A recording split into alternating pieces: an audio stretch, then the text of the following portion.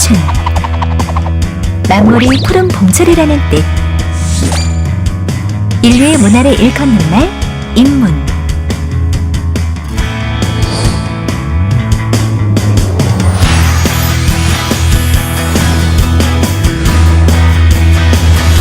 청춘 인문 논장판. 드럼 기본 적 있으세요? 전통 음악을 바탕으로 한 즉흥 연주 아티스트 허윤정 연주가. 안녕하세요. 반갑습니다. 네. 피곤하시죠? 아침부터 준비하시느라고. 네. 저도 심사가 만만치가 않았습니다. 저는 일단 제 소개를 먼저 할게요. 여기 제목은 국악의 세계화 이렇게 해가지고 굉장히 거창한 제목을 달았는데,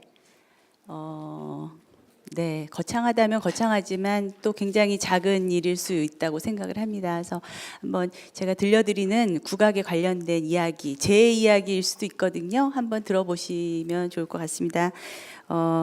제가 제 소개를 앞에 먼저 좀 구체적으로 드리는 이유는 제가 그렇게 유명하지 않기 때문에 여러분이 잘 모르시기도 할 뿐더러 제가 한국 대한민국이라는 나라에서 저는 거문고를 연주하는 사람이에요. 거문고라는 전통악기. 그래서 거문고를 연주하는 사람으로서 한국에서 교육받고 연주 활동을 해서 지금까지 지내온 저의 궤적이 어떻게 보면 제가 얘기하려고 하는 국악의 현주소, 그다음에 국악이 어떻게 세계인들과 소통할 수 있을까라는 고민을 보여주는 그런 사람일 수 있기 때문에 제에 대해서 잠깐 좀 말씀을 드릴게요. 저는 거문고를 연주합니다. 네, 음악도 조금씩 만들고 있고요. 또 여러 가지 기획 일을 하고 있어요. 북촌 창우극장이라고 하는 작은 소극장을 운영하고 있습니다. 어릴 때는 한국무용을 했고요. 그리고 이렇게 대학원 과정을 거치고 또 국악관현악단이라고 하는 국악기로 만들어진 오케스트라에서도 활동을 했었고요. 그리고 또 전통음악을 이수하는 그런 과정도 겪었습니다. 그래서 아주 전형적인 국악을 공부하는 그런 길을 겪었고요. 현재 이제 북촌 창우극장이라고 하는 소극장에서 여러 가지 프로젝트들을 하고 있어요. 위에 보시면 신진국악 실험무대 천차만별 콘서트라고 써 있는데 이게 뭐냐면 젊은 국악하는 음악 연주가들의 등용무대입니다. 그래서 사실은 이 프로젝트를 하기 전까지 국악계에는 어떻게 되어 있었냐면은 주로 인간문화재, 그 다음에 이제 좀 나이가 많이 드신 명인 선생님들이 어떤 주된 무대를 만들어가고 계셨고, 그리고 국악관현악단이라고 하는 악단에서의 연주들이 많이 이루어지는 그런 현실이었죠. 그래서 사실 상대적으로 20대, 30대의 젊은 연주가들이 설 무대가 별로 없었어요. 그 당시만 해도. 그래서 제가 이 프로젝트를 문화부에 건의해서 저희 극장에서 장기 공연을 시작하려고 했을 때는 어떤 생각이었냐면은 제가 20대 때의 마음이었거든요. 나를 어디에 선보이고 싶은데 무대가 없고, 무대가 없어서 연주를 많이 못하다 보니 경력이 쌓이지가 않고, 경력이 없다 보니 또 불러주는 데가 없고, 이런 그 악순환이 계속 되는 것 같더라고요. 하다못해 그 대중음악을 하는 친구들은 홍대가 있잖아요. 홍대에서 작은 클럽에서 막 인디 밴드들이 음악을 하죠. 그게 사실은 지금 케이팝을 만든 근간 아닙니까? 굉장히 많은 그 인디 밴드들의 그 층이 있었기 때문에 좋은 또 대중음악 오버그라운드에 이제 그런 밴드들이 나올 수 있었던 거죠. 그래서 그런 인디 음악을 마음껏 할 수 있는, 실험해 볼 수 있는 걸 해보자 해서 만든 것이 저 천차만별 콘서트입니다. 그래서 지금 올해로 8년째가 되고 있고요. 지금 저 무대를 통해서 많은 신진 팀들이 이제는 활발한 활동을 하고 있고 중진이 되어가고 있습니다. 그리고 창우 월드뮤직 페스티벌, 북촌 우리음악 축제 같은 그 축제들을 기획을 하고 있어요. 여기에는 국내의 국악 연주자들뿐 아니라 해외에 있는 월드 뮤지션들을 많이 초청을 해서 서로 교류하고 협업하는 그런 작업이 주된 저희 극장의 프로젝트입니다. 그리고 뭐, 네, 컨텐츠 진흥원 창의인재 육성 사업. 제가 주로 이렇게 좀 젊은 친구들하고 교류하는 일을 많이 맡게 되네요. 네. 그리고 현재 국악 앙상블 블랙스트링의 리더이고 이스트리오라고 하는 동아시아 현악 트리오. 한국에서는 저 검은고, 중국의 비파, 그리고 일본의 샤미센 이렇게 세 개의 현악기가 모인 트리오 그룹입니다. 아시아 금교류회라고 하는 그 현악기로만 된 아시아의 금들이 서로 교류하는 금교류회, 그리고 뭐 정농학회, 그리고 여러 이제 학교에서 강의를 하고 있습니다.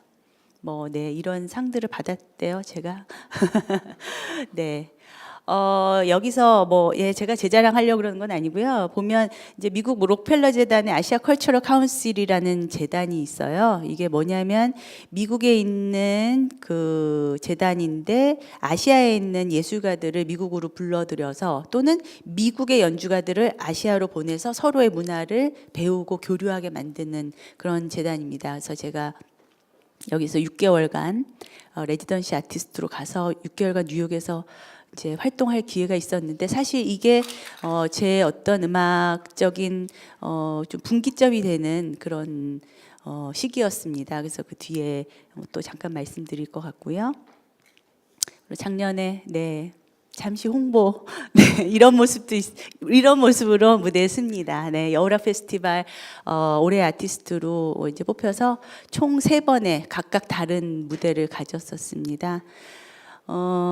그래서 제가 검은고 연주자로 또 국악을 하는 사람으로서 느끼는 제가 바라보는 국악, 그리고 또 세계에 나가서 세계 무대에서 보게 되는 또 국악. 그게 어떻게 보면 국악이면서 어떤 전통이 되겠죠. 제가 생각하는 전통에 대해서 조금 말씀드릴까 합니다. 자, 국악이란 무엇인가? 이런 얘기 많이 합니다. 어떤 사람은 국악이란 말을 쓰면 안 된다. 음악이다. 서양 음악을 서양 음악이라고 부르고 국악은 음악이라고 불러야 된다. 이렇게까지 주장하는 분도 계셔요. 근데 국악이라는 말이 지금 통용되고 있기 때문에 국악은 전통악기로 연주하는 한국의 전통음악이 국악인가? 또는 한국인이 연주하는 음악이면 국악 아닌가? 한국 음악의 준말이니까. 또는 한국에서 연주되는 모든 음악을 국악이라고 할 수 있지 않는가? 뭐 이렇게까지도 얘기를 하죠. 범위의 차이가 있습니다. 근데 제가 여기서 국악이라고 부르는 거는 저 맨 위에 있는 전통악기로 연주하는 전통음악 으로 일단은 한정지어서 얘기를 하도록 하겠습니다. 그래야 전통음악과 만나는 다른 어떤 음악들에 대한 설명이 될 것 같기 때문입니다. 그렇다면 전통이라는 것은 과연 무엇일까요? 이번에 여러분들이 이 논장판 프로젝트를 하시면서 전통에 대한 생각을 많이 해보셨을 것 같아요. 그죠? 전통이 주제이다 보니까 또 각자의 나라의 자신들의 전통은 무엇인가도 생각해 봤을 거고 그것과 한국의 전통은 어떻게 같고 다른가 이런 거 생각해 볼 좋은 기회였을 거라고 생각을 합니다.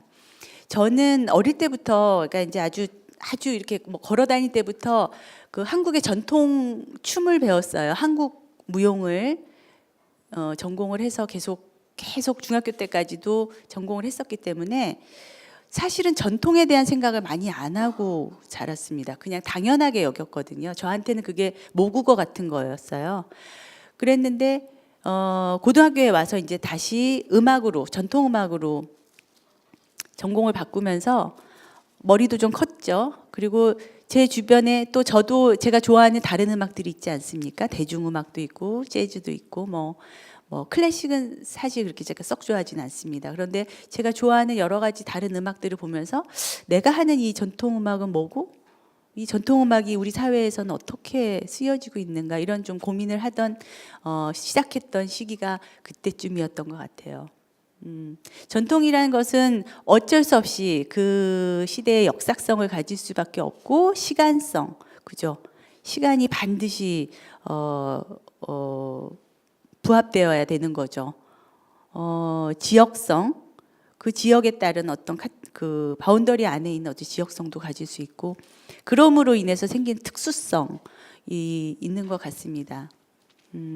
국악기가 사실은 이 한반도에서 생겨난 지는 한 2000년 넘게 그렇게 보거든요.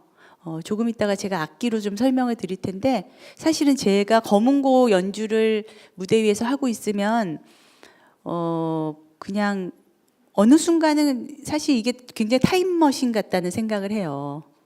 왜냐하면은 사실은 그 모양이 별로 변하지가 않았어요. 2000년 전이랑 많이 안 변했고 그때도 이러한 모양 위에서 이러한 줄소리로 소리를 내면 소리가 나왔을 거고 지금도 내가 그 소리를 내고 있다는 사실이 굉장히 흥분되고 굉장히 신기하게 여겨지거든요. 사실 지금도 그래요. 그래서 제가 전통음악이나 우리 이 악기나 이런 소리들을 사랑하는 것 같아요. 그래서 이러한 어떤 전통음악이 가진 그런 미스테리한 부분, 강점, 더 부각시켜야 되는 어떤 힘 이런 것들에 더 이제 주목을 하게 되는 거죠. 그런데 사실은 그동안 우리 현대 사회가 이렇게 지내오는 과정에서는 전통이라는 것이 가진 어느 정도는 부정적인 면들이 부각이 되는 부분이 많았어요. 뭔가 극복돼야 하는 거고, 뭔가 더 나아지게 개선해야 되는 거고, 발전을 시켜야 되는 거, 앞으로 나가야 되는 거라고 이렇게 생각을 많이 해왔잖아요. 근데 그게 아니고 오히려 전통 속에 가지고 있는 힘들을 재발견했을 때 가지는 이 현대에서 그런 시간성, 영속성 또는 지역성, 특수성이 없는 그냥 보편타당한 일관적인 그런 것들 속에서는 찾을 수 없는 어떤 굉장한 힘을 발견할 수 있다라는 것을 저는 이제 확실하게 믿고 있습니다. 전통음악을 잠깐 소개를 해드리려고 그래요. 여기 오늘 그 팀 중에서 국악 크로스오버를 가지고 참가한 팀들이 있어요. 네, 되게 반가웠고 제가 국악 연주자이어서 국악이 한 팀 정도는 들어와야 될 텐데 그래야 자존심이 쓰는데 했는데 네. 왔습니다. 그래서 되게 반가웠어요.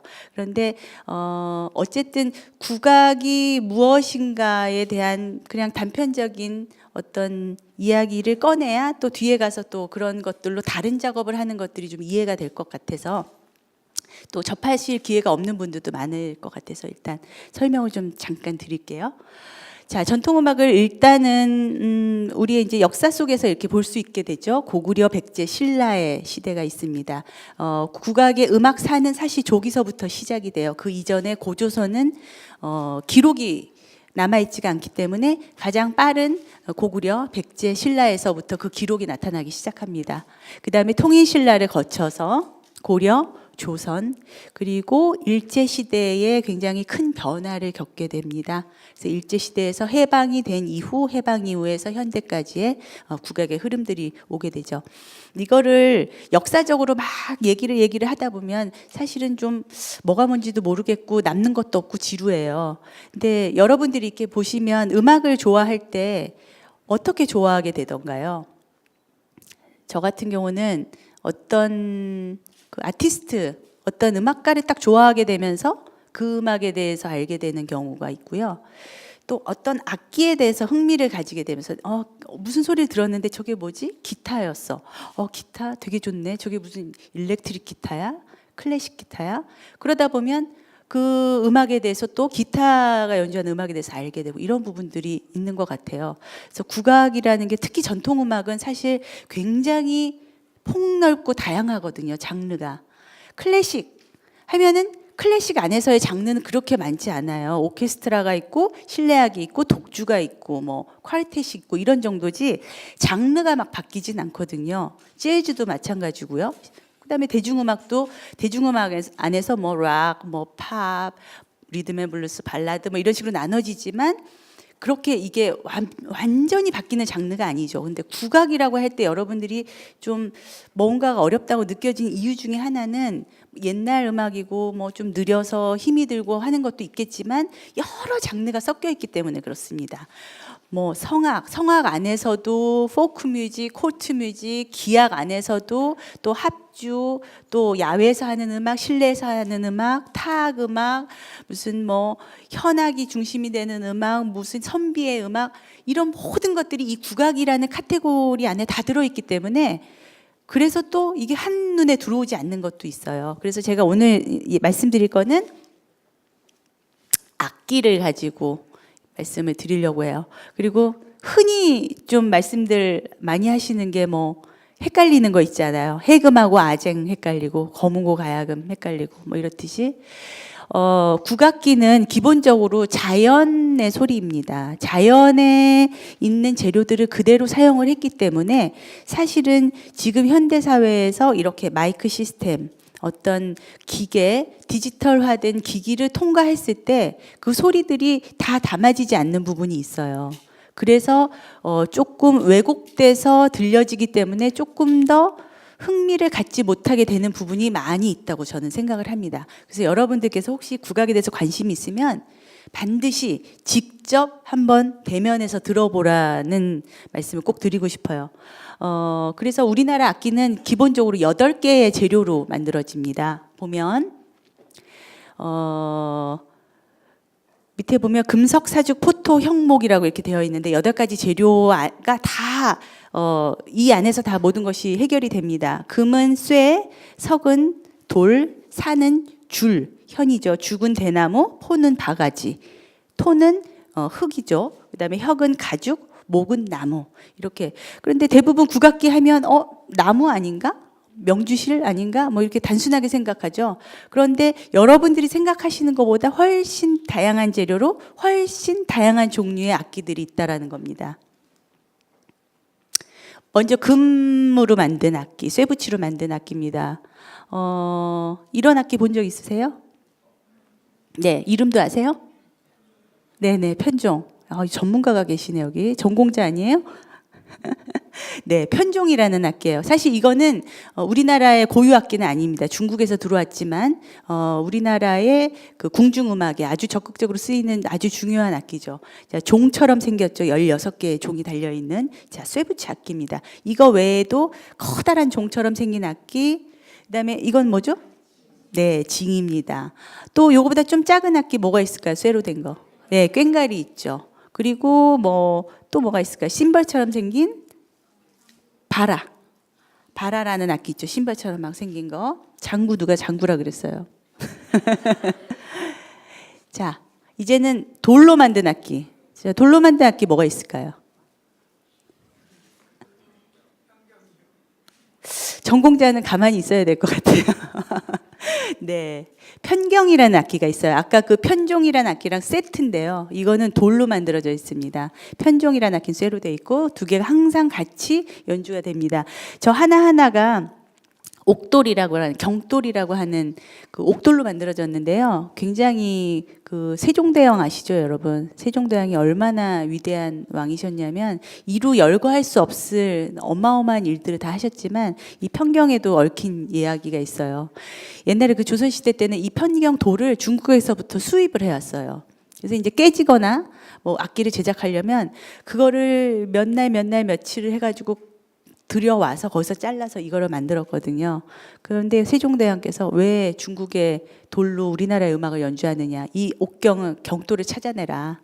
그래가지고 방방곡곡을 다 뒤져서 결국 우리나라에서 이 옥돌을 발견을 해서 우리나라의 돌로 만드는 편경을 만들 수 있게 됐다는 그 집념의 일화가 있는 악기입니다. 자, 사부, 사는 실로 만든 악기죠. 실. 주로 우리나라 악기는 명주실로 되어 있어요. 명주실로 만든 악기 무엇이 있을까요? 전공자는 조용. 가야금, 거문고, 해금, 아쟁. 저기 팀도 조용히 있어야 될 것 같아. 또 비파. 네네, 비파.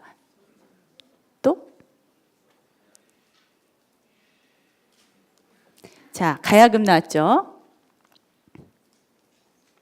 이게 뭐냐면은 현재 실존하는 가장 오래된 가야금입니다. 실물이에요. 근데 이게 어디에 있을까요? 우리나라에 없어요. 어디에 있을까요?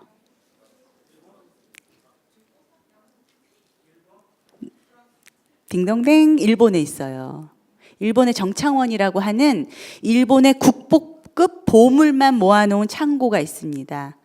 거기는 1년에 딱 한 번만 개방을 하죠. 아무나 볼 수가 없습니다. 거기에 지금 이 가야금이 들어가 있어요. 신라 시대 때 신라 사람이 이 악기를 전달했다고 합니다. 그러니까 왕에게 어떤 선물로 왕이 아니었죠 그 당시는 선물로 한 것을 잘 보관해서 우리나라에는 지금 없는 최고의 제일 오래된 현종 가야금은 지금 일본에 이렇게 저장이 되어 있습니다. 네, 소리가 너무 궁금해요. 이걸 볼 때마다 소리가 어떻게 날지. 지금 현재 가야금과 모습이 그렇게 다르지 않습니다. 정악 가야금이라고 해서 궁중음악을 타는 가야금은 딱 이렇게 생겼어요. 아까 이거는 산조 가야금이라고 민속음악을 연주하는 가야금이거든요. 자, 여기 보시면 이게 신라 시대의 토우입니다. 실제 발굴이 된 토우인데요. 여기 조그맣게 매달려 있는 조각들을 확대해 보니까 저렇게 아까 그 정창원에 있는 그 악기를 연주하고 있죠? 모양이 똑같죠? 네. 이런 것들을 보면 네, 참 신기해요. 네, 타임머신이 따로 없는 것 같아요. 다음은 검은고입니다. 제가 연주하는 검은고. 가야금이 몇 줄? 예, 12줄. 검은고는 6줄. 딱 절반이에요. 네. 절반이라고 해서 가야금처럼 음을 많이 못 내는 거 아닌가? 그렇게 생각하면 뭐라고 얘기를 들을까요? 무식하다는 얘기는 듣겠죠.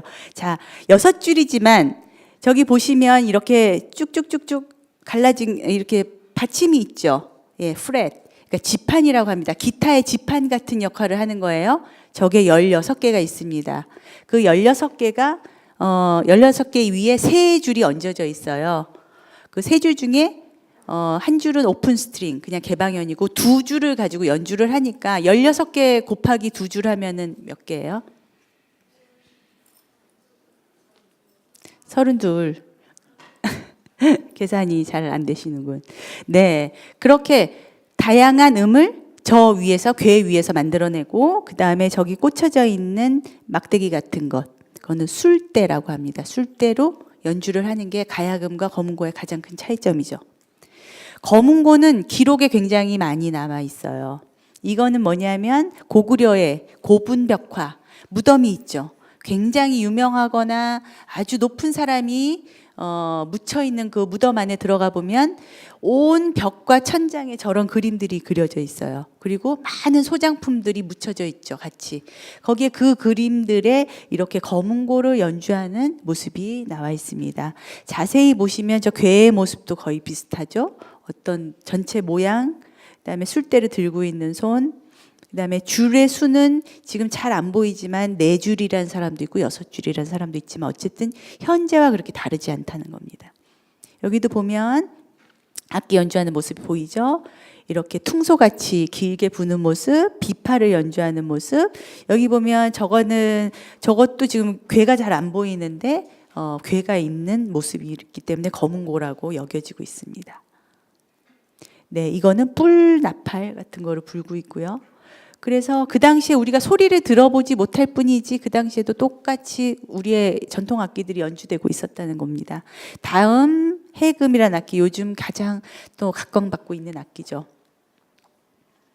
자, 이 해금은 굉장히 설명할 때 좀 특이하게 얘기하는 게 아까 우리가 8가지 재료가 있다 그랬죠. 뭐뭐 있었죠?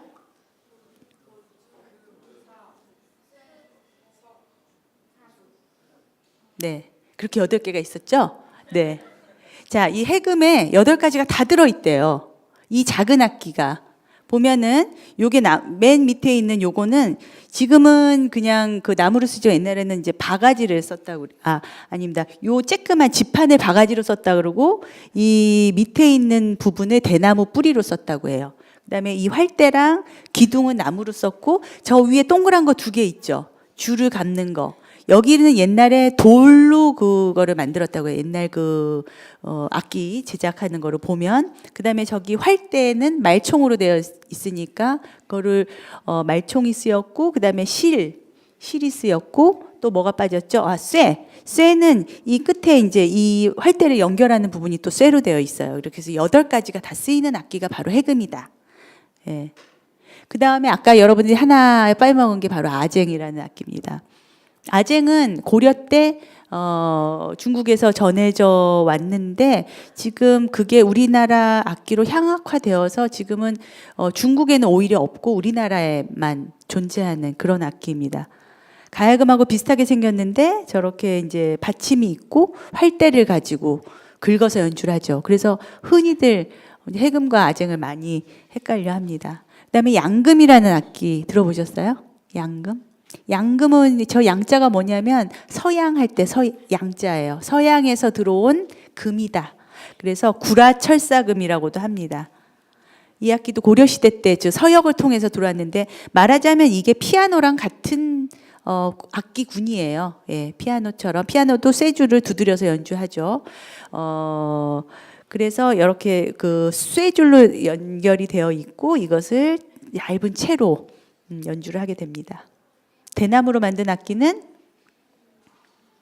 대금, 피리, 조그만 거, 요만한 거, 단소, 네, 소금, 퉁소 이런 것들이 있어요. 자, 피리는 리드가 있는 악기죠. 그래서 저 리드를 뺐다 꼈다 하지만 그리고 국악기 중에서 가장 작지만 가장 큰 소리를 내는 악기다. 바가지로 만든 악기. 이거는 뭘까요? 네, 생황이에요. 예, 생황도 우리나라 궁중음악에서 아주 다양하게 쓰이고 있습니다. 대중적인 악기는 아닌데 현재는 지금 굉장히 대중적으로 쓰이고 있어요. 많이 활용이 되고 있죠. 중국에서는 굉장히 활발하게 쓰이는 악기고요. 그다음에 흙으로 만든 악기. 이게 뭔지 아세요? 요만하게 생긴 무슨 도자기 같이 생긴 악기입니다. 훈이라는 악기인데 이거는 재래악에 주로 쓰여요. 이따가 제가 재래악을 잠깐 들려드릴 텐데 가죽으로 만든 악기는 많이 있죠. 장구, 북, 소고 뭐 이런 악기들 굉장히 많이 있습니다. 나무로 만든 악기. 나무로 만든 악기 뭐 검은고 가야금도 나무로 만들었지만 그거는 기본적으로 현악기라고 부르고요. 이런 거 박이라고 해서 음악을 시작할 때 쫙 치는 지휘자 역할을 하는 그런 악기입니다. 박 이런 악기들이 있어요. 전통음악에 제가 간단하게 종류들 좀 들려드릴까 하는데요. 일단 재래악 제사 때 쓰이는 음악 먼저 한번 잠깐 들어볼게요. 자, 박이 나옵니다. 이제 여기선 박이 안 나오는군요. 네.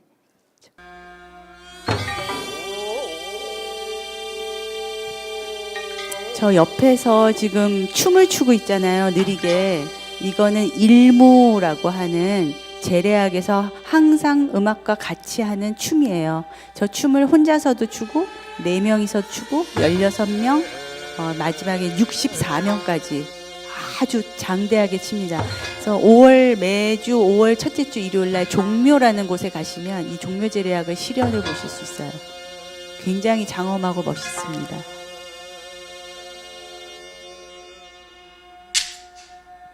네, 지금 친 게 박이에요. 맨 앞에 길다란 게 아쟁이고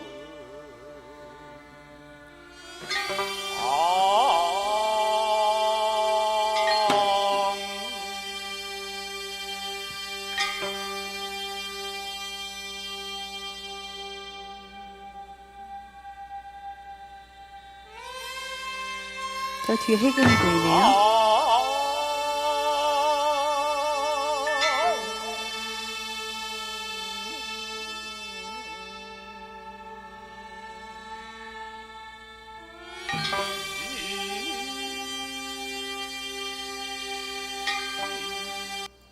자, 여기까지 듣고요.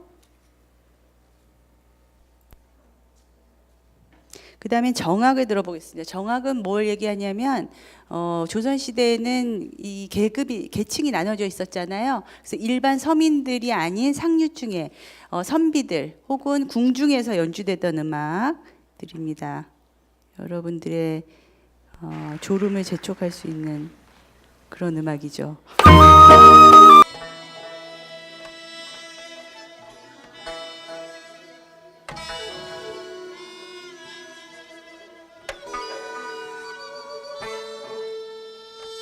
이 음악은 이제 선비들이 사랑방에서 즐겨 했던 음악이에요. 근데 선비들은 음악가가 아니잖아요. 아마추어잖아요. 그렇기 때문에 전문 음악가들을 불러다가 같이 이런 음악을 연주를 했다고 합니다. 자, 피리.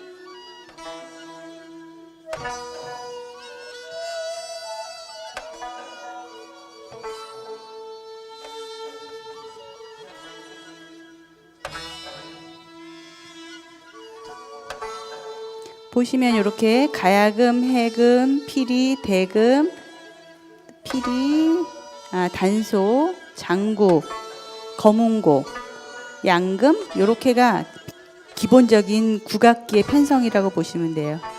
거문고입니다.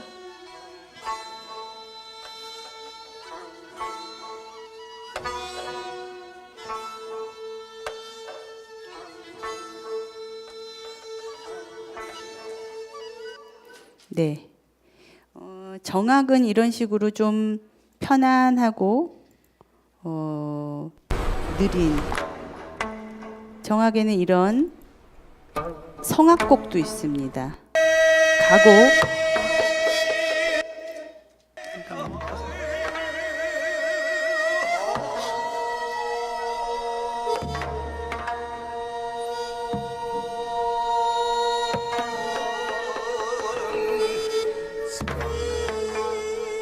조선시대 후기에 아주 유행했던 음악이고요.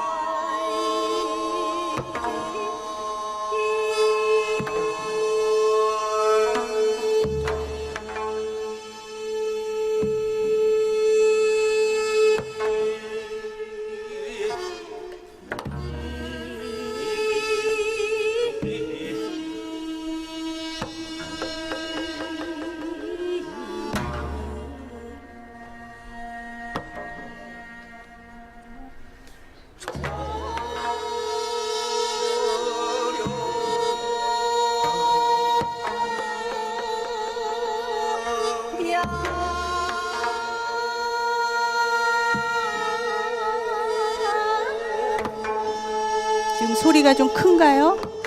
괜찮아요?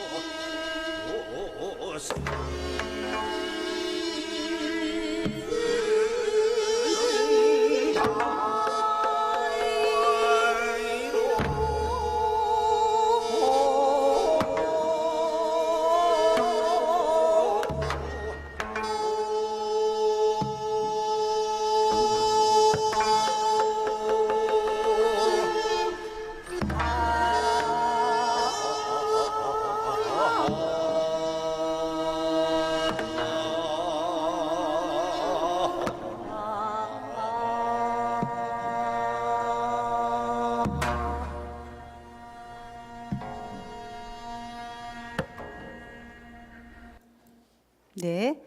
자, 이렇게 지금 세 곡을 들어봤는데 뭔가 약간 비슷비슷한 느낌이죠. 예. 가장 느껴지는 거는 이게 쭉쭉 흘러가는 느낌? 뭔가 비트감이 느껴지지 않는 그냥 편안하게 흘러가는 느낌이죠. 이게 그러니까 그 유교의 영향을 받아서 조선시대의 그런 이제 상류 계층에서는 사실 걸음도 빨리 안 걸었잖아요. 그리고 뭐 하여튼 모든 것에서 그 평정심을 잃지 않고 중용을 지키고 자기 도를 수양을 하는 그런 것의 일환으로 이 음악을 여겼기 때문에 이런 음악들을 하게 된 거죠. 이거에 반해서 이제 궁중과 그런 선비들의 집에서는 이런 음악이 막 연주가 되고 있었어요. 이때 동시간대에 바깥에서는 어떤 음악을 하고 있었을까요? 서민들은 그날 밤 안심 숙면해야 하루 종일 빛날 수 있어요. 소피 한결 안심.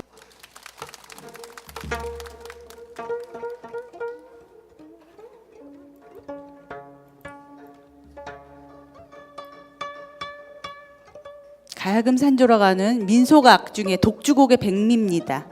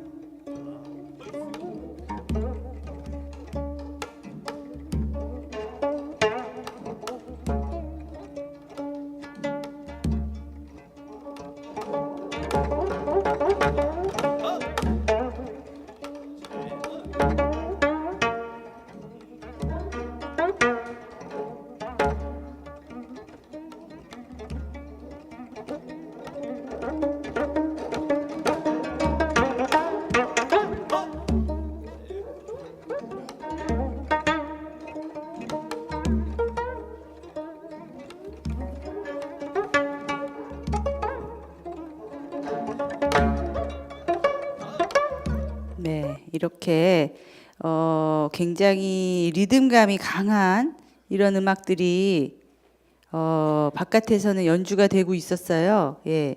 그러고 동시에 굿 음악들이 굉장히 발달을 했는데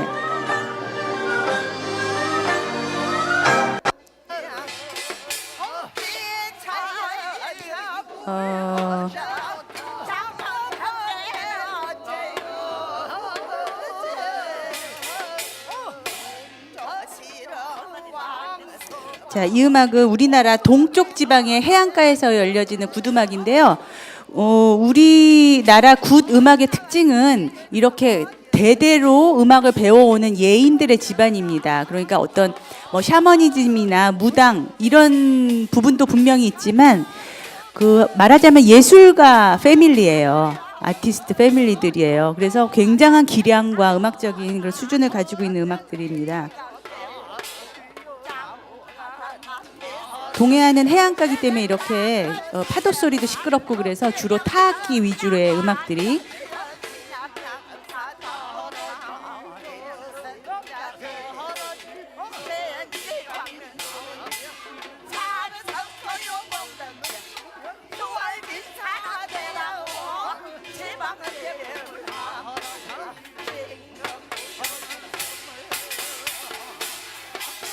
여기 춤추시고 이제 노래하시는 분들이 무녀라고 하거든요. 이 동해안 벼신굿은 악사들이 다 남자로 이루어져 있어요. 한 5-6명의 남자가 있고 그 중에 장구가 1명 있고 옆에는 꽹가리와 징이 여러 명이 음악을 하는데 이 무녀와 장구를 치는 사람은 부부여야만 해요. 그래서 보시면 여기서 장구 치는 분하고 아까 노래하시는 분이 부부예요. 네, 이분하고 이분이 부부인 거예요. 이분하고 이분이. 그래서 불분율처럼 지금까지도 그거는 이어져서 내려오고 있습니다. 자, 이거랑 조금 다른 굿을 보여드릴게요. 이거는 동쪽 지방, 남해안에서 동해안으로 이르는 그런 동쪽 지방과 남쪽 지방의 음악이라면 이거는 저 남쪽에 그 진도라고 하는 굉장히 우리나라 예술의 아주 중요한 섬이 있습니다. 거기서 이루어지는 죽은 사람을 위한 굿이죠.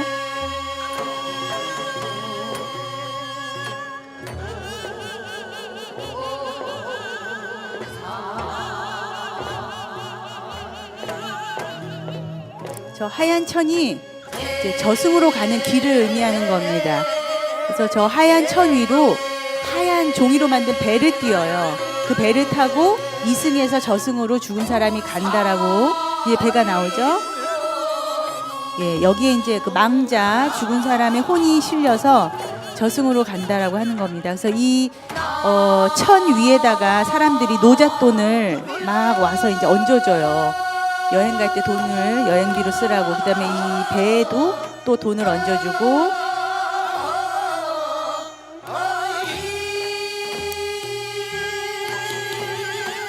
그리고 맨 마지막에 이 배가 다 저승으로 떠나고 나면 이 무녀가 이 천을 자기 배로 이제 양쪽으로 쫙 가르면서 그 길을 이제 쫙 이렇게 해체를 시킵니다. 그런 굉장히 아름다운 의식과 함께 이제 죽은 사람을 보내는 그런 의식을 하죠.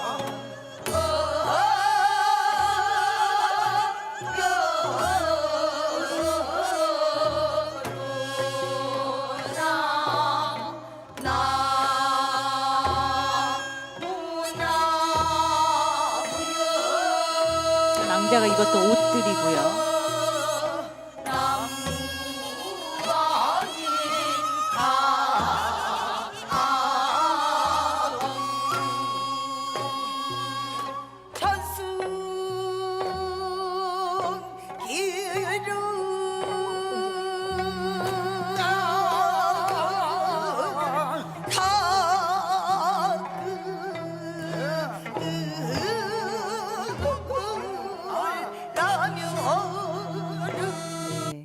이런 것들이 있으니까 관심 있는 분들은 또 찾아서 보시면 좋을 것 같아요.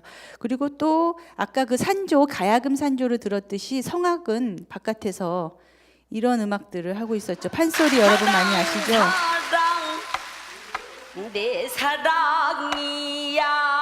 안숙선 명창.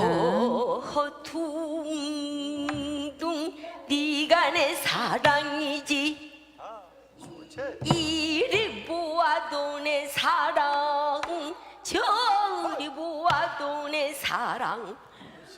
우리 둘이 사랑타가 생사가 한이 되어 한 번 아차 죽어지면 너의 혼은 꽃이 되고 나의 녹은 나비 되어 예상을 춘풍시여 띠꽃송이를 내가 안고 두 날개를 쩍 벌어지고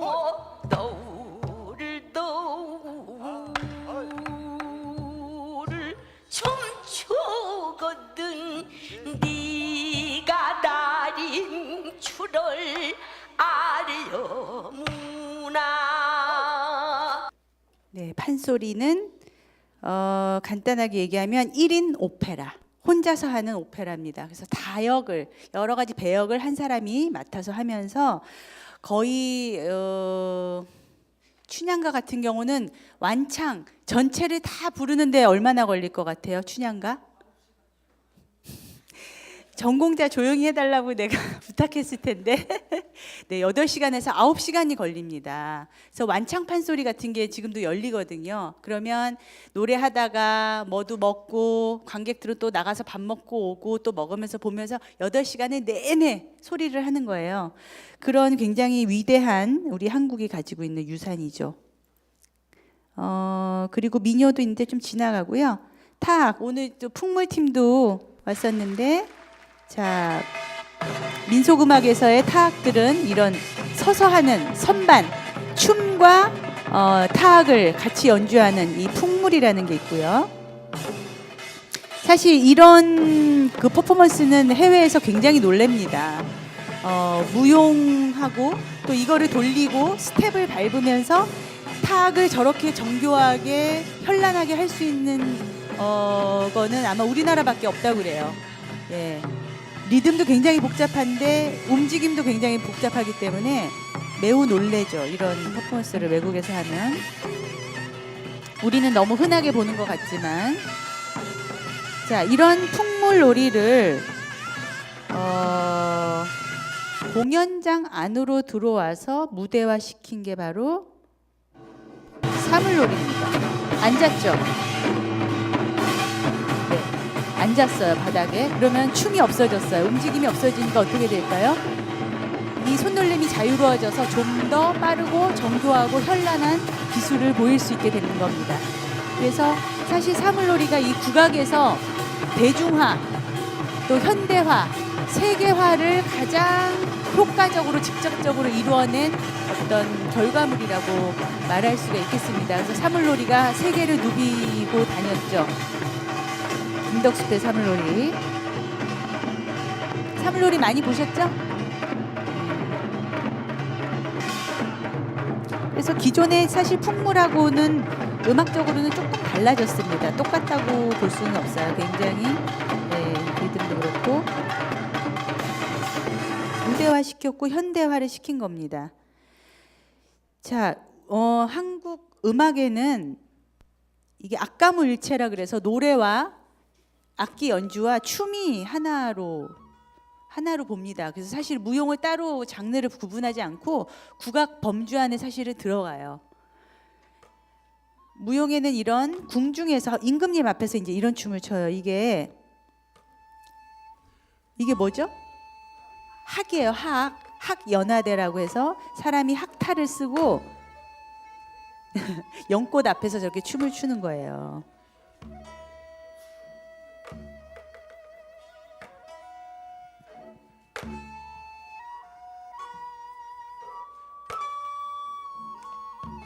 진짜 같죠?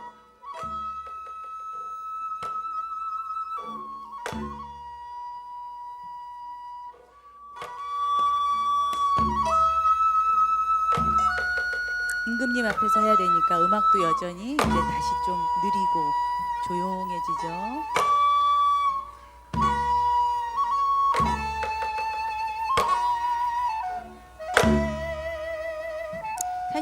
임금님 앞에서는 이 살이 보이면 안 된다고 그랬어요, 예전에. 그래서 모든 사람들이 다 내시들도 보면 여기다 손 넣고 있죠. 그리고 무용도 이제 보시면 손을 다 가리고 있어요. 이렇게 긴 소매자락으로 다 가리고 이제 얼굴만 내놓는 거예요.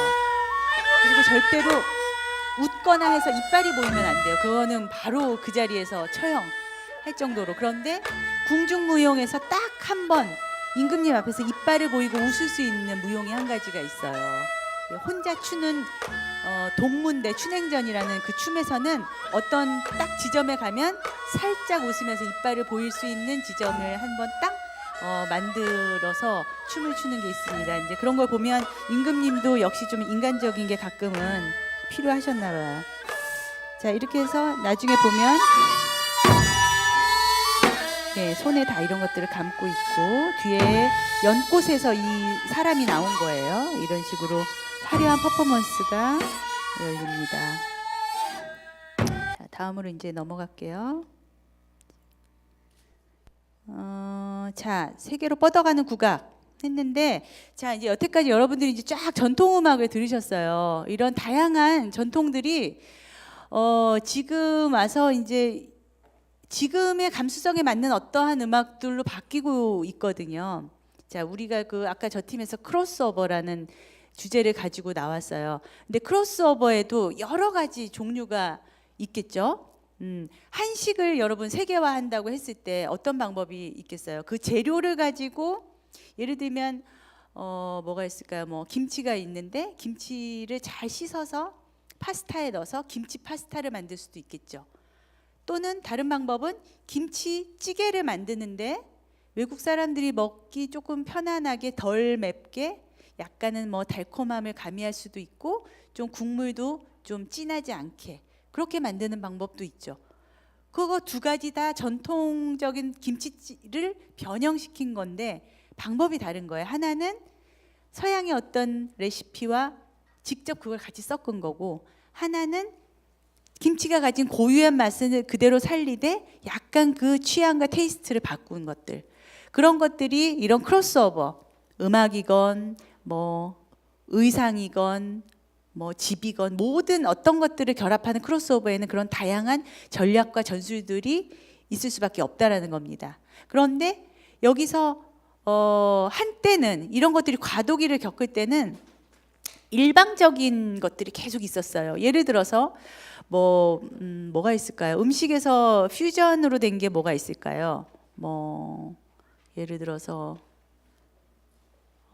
그냥 뭐 생각해 보면 뭐 김치 피자라고 예를 들어 봅시다. 김치를 씻어서 피자에 얹었어요. 근데 그게 굉장히 반응이 좋았어. 그래가지고 사람들이 김치 피자를 너무 많이 먹으니까 총각김치 피자, 배추김치 피자, 깍두기 피자 막 이런 게 막 나오는 거예요. 계속 김치 피자가 너무너무 많이 나와. 그러니까 많이 먹다가 너무 이게 많이 나오니까 사람들이 좀 질리겠죠. 그리고 하는 사람도 많아지니까 점점점 매출이 줄어. 그래서 다 같이 망해. 이런 경우가 있을 수 있잖아요. 그런 것처럼 국악도 한때는 서양 음악에다가 국악기를 그냥 얹어서 하는 퓨전 크로스오버가 굉장히 유행할 때가 있었어요. 뭐 너도 나도 그거를 막 했죠.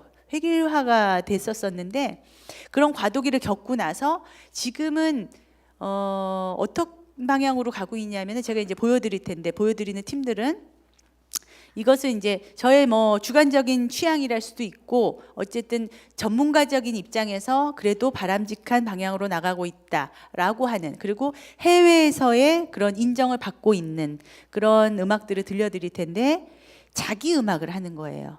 내가 해금을 하는데 해금의 어떤 전통적인 기법과 어떤 여러 가지 소스들을 내가 가지고 있어. 그런데 그걸 가지고 해금으로 무슨 바이올린 곡을 연주하는 것도 아니고 해금으로 전통 음악을 그대로 연주하는 것도 아닌데 어쨌든 내가 가진 감수성으로 순수한 나의 창작을 연주하는 그런 자기 음악을 하는 국악 크로스오버 팀들이 이제 생겨나서 궤도 위에 올라가고 있는 상태입니다.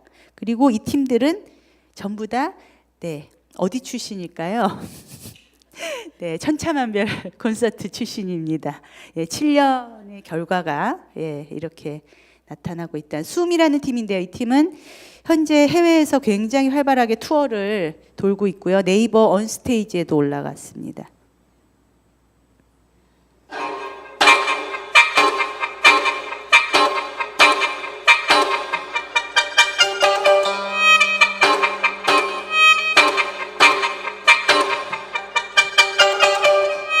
생황과 철가야금.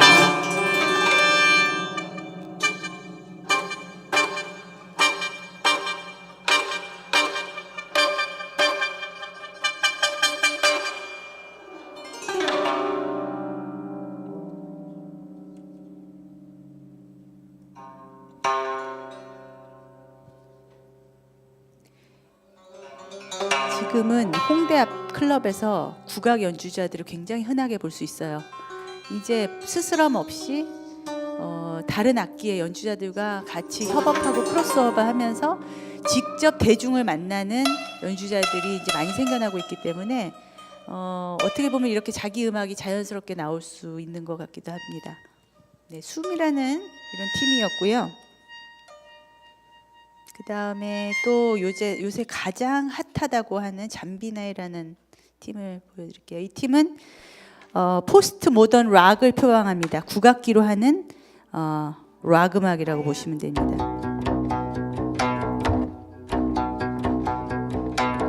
검은고, 해금, 피리, 기타, 드럼, 베이스 이렇게 되어 있고 락 페스티벌에 지금 투어를 다니고 있습니다.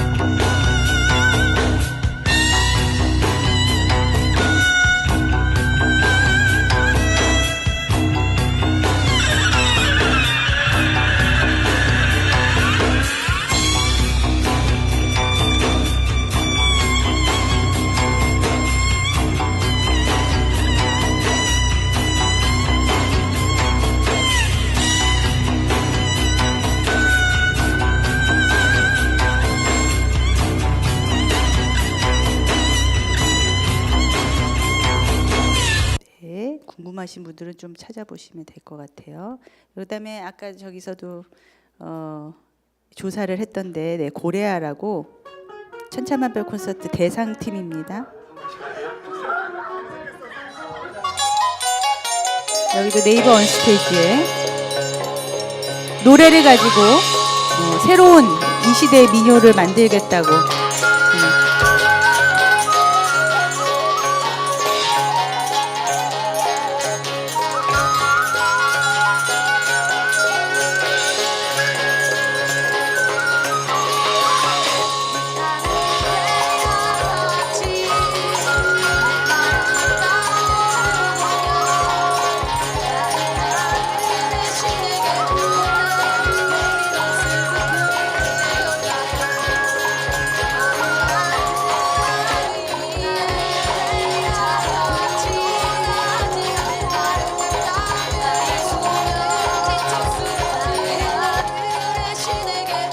이게 두 가지가 한꺼번에 겹쳐졌대.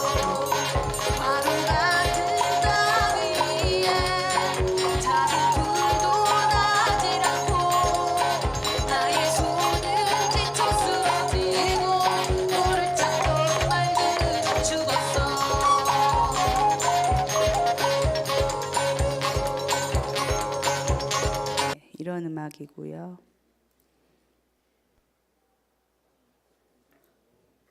여러분들이 섭섭해할까봐 제가 나온 잠시만요. 이거는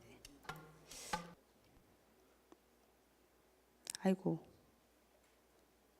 여우락을 넣는다고 넣었는데 공명이 들어갔네요.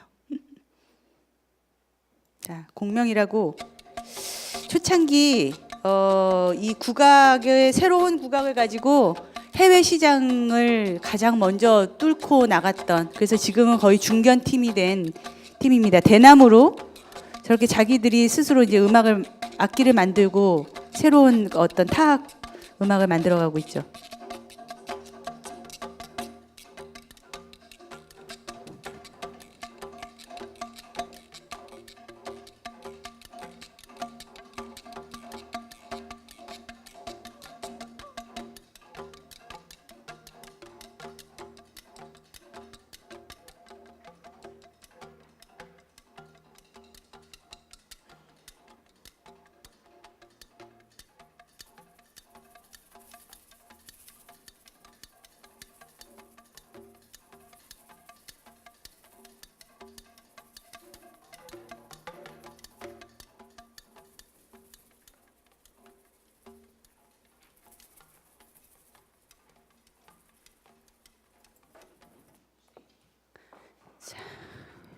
이 정도까지 좀 들려드리고요.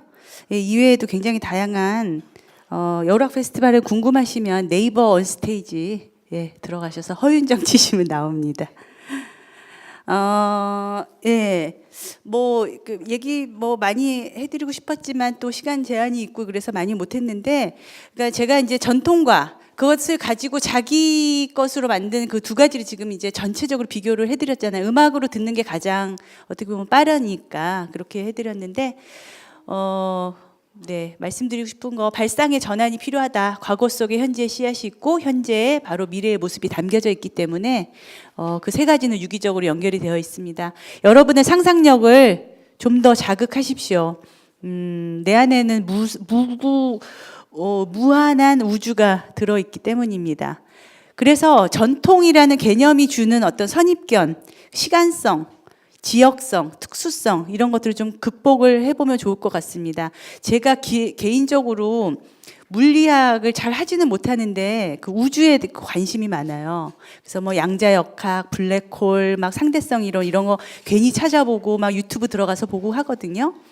전통하고 우주가 무슨 상관이 있을까? 난 전통음악 하는 사람인데 왜 내가 이게 이렇게 좋을까라고 생각해 보는데, 결국은 전통이라는 것이 주는 영속성, 무한함, 그렇잖아요. 전통은 내가 만져볼 수도 없는 거고 내가 살아보지도 않았지만 어느 날 내가 태어났는데 나한테 와 있잖아요. 그리고 내가 하는 무언가가 미래에 올 누군가에겐 전통이 되고 있는 거죠.